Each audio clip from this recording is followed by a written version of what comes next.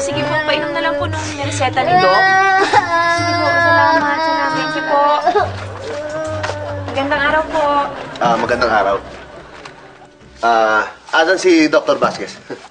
Bakit po? Ano po yun? May schedule kami. Injection. Sir, kaalis lang po pero nabili niya po kayo sa akin. Okay. Pumasok na po kayo doon. Salamat. Sige. Ikaw mo naman, ha? Okay ka ba, anak? Kinakabahan ka ba? Opo. Ay, huwag ka kakabahan. Huwag ka kakabahan. Relax ka lang. Kita mo yung bata? Opo. Daddy, bakit po umiiyak yung bata? Siguro, natakot sa injection. Bakit ikaw natatakot ka ba sa injection? Hindi po. Masakit po ba yung injection? Naku, hindi.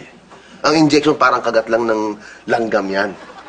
Kaya kung ako sa'yo, huwag kang kakabahan. Kinakabahan ka? Opo. Oh, yung mga batang umiyak na ganun, duwag yun.